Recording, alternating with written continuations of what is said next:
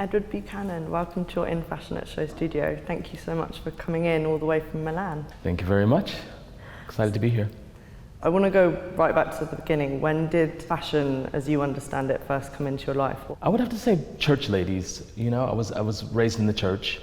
Fashion or style was really related to what we did on Sundays at high noon. So the church ladies, the hats. I come from a creative family. My mother is a pianist, and I have a lot of musicians in my family. But I think at that age, living in Ohio, you kind of soak in everything that's surrounding you. So I was a curious young kid, but I think church, family, those relationships really had a huge effect on kind of my creative process. The creative process, or being creative, was absolutely encouraged in my family because many of them were creatives, and it was a natural process. It wasn't anything labored. I really always felt like I was going to be somehow a creative. Columbus College of Art and Design, it was a fantastic foundation. I was going to Columbus College of Art and Design to be an artist, so I was studying fine art, art history, illustration. So the process as a freshman was learning color concepts, the Munsell color chart, we were painting temperas, acrylics, it was a full-scale kind of, well-rounded education on art. It kind of started all to merge together when I started going out to clubs, even in Columbus, Ohio.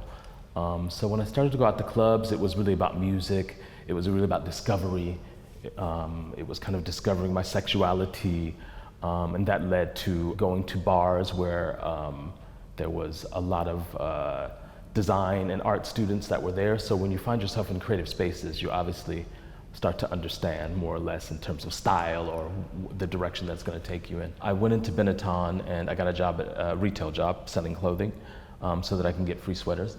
And I started working there, and while I was there, I started doing window display. Window display in the Columbus City Center, it was called. I think it was a huge mall. Met 2 mannequins, so I was dressing mannequins, so I thought that was like kind of the coolest thing to do. But the shift was from there to the Gap, which became more visual merchandising based on the inside of the stores and the outside of the stores. So I was doing the window display, and as I was finishing school in Ohio, I thought to myself, wow, I want to go to New York. I didn't think I wanted to go to New York to go back to school. I just thought I wanted to go to New York to kind of be somehow in the center of everything that was happening. I got a transfer to New York City, and that was like the first job that actually brought me to New York. So essentially, I worked at the Gap for 3 months. Then I decided that I wanted to go back into school.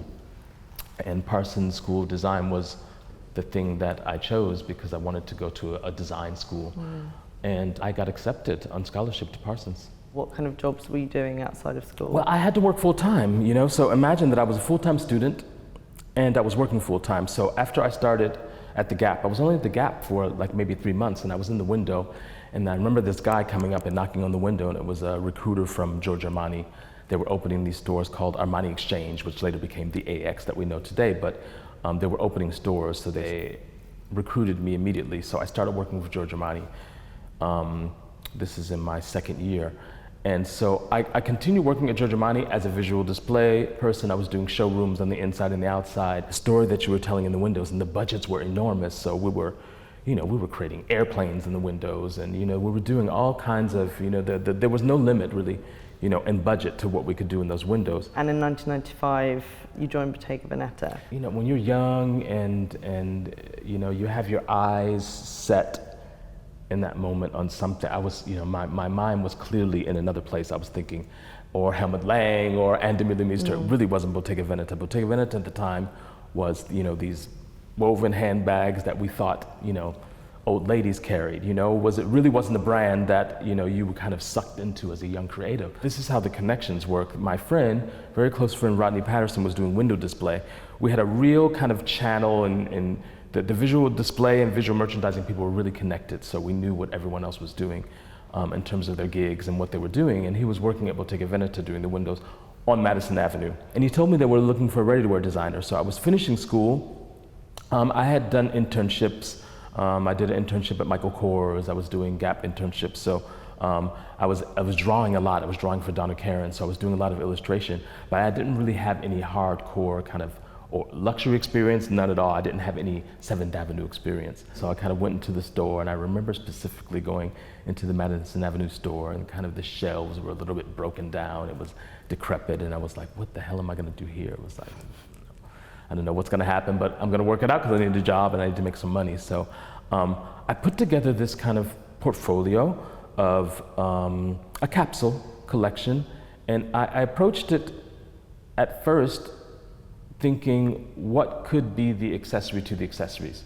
So I created this kind of capsule of knitwear and leather goods, meaning jackets and things that were actually kind of there to kind of prop up the accessories with the breadwinners at the time. Even if I didn't know how to make what I had just presented to her, she somehow was convinced. And, you know, to kind of preface this situation, there had never been ready-to-wear, you know. I was essentially, you know, 20-something years old, not understanding what the hell was going on.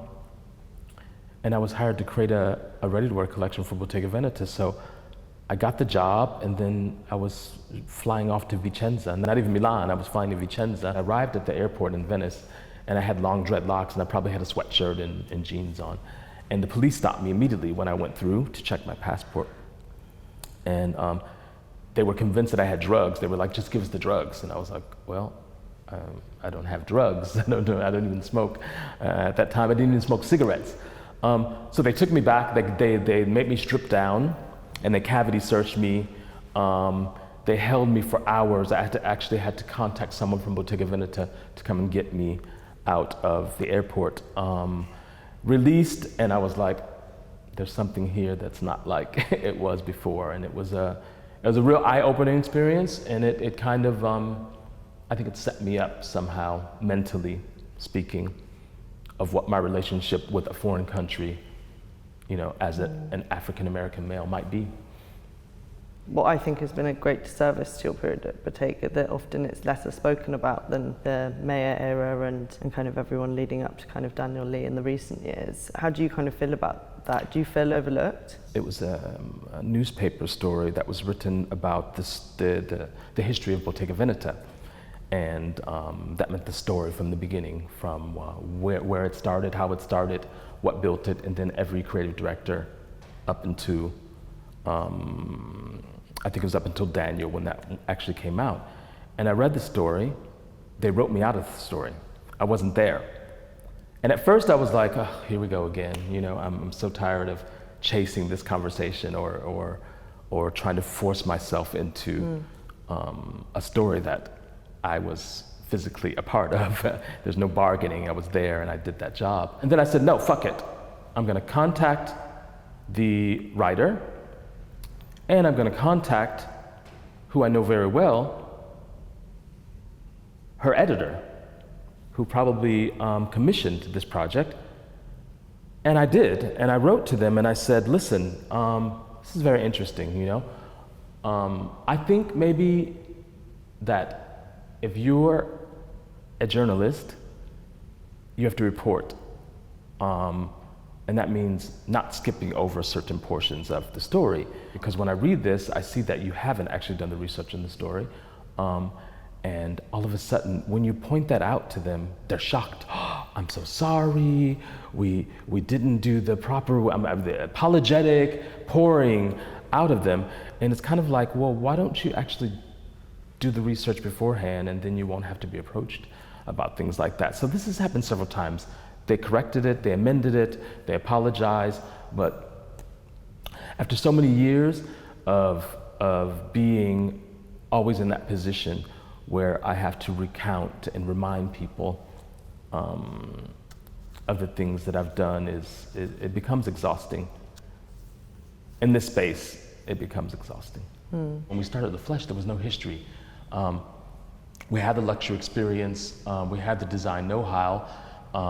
We were really naive in those years of not knowing what it actually took. You know, we're coming from, as I said, you know, making, you know, samples in the most luxurious materials to considering that we still should be doing that with our own money, but then all of a sudden running out of money. So it was that those years, those formative years of launching this brand and not knowing really what it was, but it was like extreme creativity, you know? I think La Flèche for us was the anti, in a way, Bottega Veneta, but at the same time it was the Bottega Veneta. Because I say anti in a way because we didn't want to be that, you know, because that's what we did and that's what we were coming from. We wanted to be kind of, in our own way, punk, you know? So I was designing the clothing, she was designing the accessories, there were no rules, we were using the best materials, but it was like, it didn't have, we started the first collection with only sweaters on top, bags and shoes. There were no pants, there were no skirts. Cher contacted us. How the fuck do you contact Cher, you know? And it was just the most bizarre thing because we were doing these leather harnesses that were kind of studded with these beautiful kind of bronze studs, and it was like kind of like a chastity belt almost. And here we have Cher with a chastity belt on, in concert, wearing the Flesh. We were working with the Rolling Stones. We were working with Jennifer Lopez. It was very abstract, It was Lauryn Hill, all of these people were contacting us through different venues, I remember working a lot with Vibe magazine in New York at the time. A lot of the hip hop artists were contacting us for things. So it was a crazy time, and it felt so natural, Both for La Flèche and Sansovino, you've done presentations presented in dance studios or with dance formats. So it's clear that kind of your own clubbing life and dance and the music of your childhood as well has had lasting impact. Can you tell me about kind of those clubbing days, both in New York but also Milan, those kind of early days in Italy? When I was young, at the same time that as we were listening to Stevie Wonder and Elton John, we were listening to the Fleetwood Mac, so it was just kind of this kind of cross-cultural kind of mix of all of these different things, and so it always was a part of my process, when I'm designing, what I'm listening to, how I'm feeling, what is it saying to me. So I never knew the creative process without music being related to it. So I think when I started to create Sansovino 6, it was really about community, and the community for me meant people that were close to me. Deborah Shaw was my muse from when I was at Columbus College of Art and Design. If you look at my early illustrations, they were Deborah Shaw. I had never met Deborah Shaw, but Deborah Shaw was just this figure that I thought, okay, this is the woman that I kind of envisioned this happening to. And here we have later on that we became, incredibly intimate and beautiful friends, and she's been there from the beginning for me, in the beginning of the process. So she's someone that I continually am inspired by, that I collaborate with. Dance is the same way. I work with a lot of dancers, MJ Harper, Marquette. They were all, people that surrounded me between Berlin, between Milan, between America. So it was kind of it just became this kind of harmonious process, which I think, incidentally, is my way. I like working with people that I respect their art and also that I know. Would you say you're not really interested in being kind of the star of the show and actually just working behind the scenes? I don't have to be the headline. I've never dreamed of being the headline. I've dreamed of opportunity that I've not always had. I've dreamed of many other things, but I've never dreamed of being the one. My creative process is honest, and it's also humble for me, I think, and I'm fine with that. So you moved back to New York for a short period after leaving Bottega. You worked with J-Lo, then you came back to Milan, and it's kind of been your home ever since. What is it about Italy and Milan and the industry there that's kept you there and that's felt like an anchor? Italy is home. I became an adult in Italy, I always say I was born in Ohio, I became an adult in New York City, and I became a professional in Milan. So that was kind of the process. Milano is, it's a yin yang. I struggle with Milan. I struggle with, still every day, being reminded that I'm a black man living in Milan.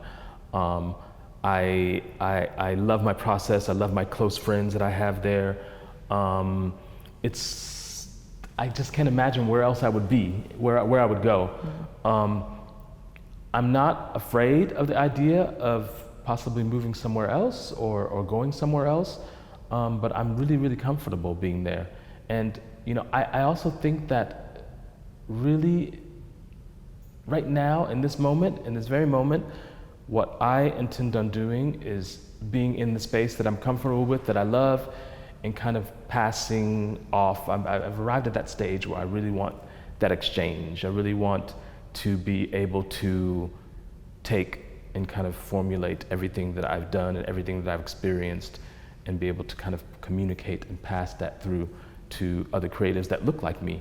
They don't always have that space really where they can feel like they see a reflection of themselves in someone that's actually working within the system. So I think I really want to build that into the future. I feel still that I have to battle every day. I feel still that opportunity for me and others that are qualified like me, that are Black or brown, still don't have the same opportunities presented to them. But at this point, I can't labor over the idea that I'm not being presented with opportunity. I have to create the opportunity on my own.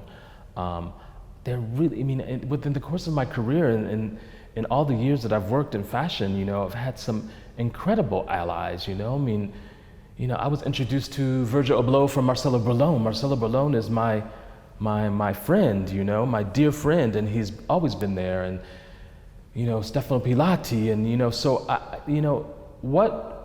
what's important, I think from now going forward is, yes, we build it up strong on the inside within the community, but it's really, really important, those allies on the outside.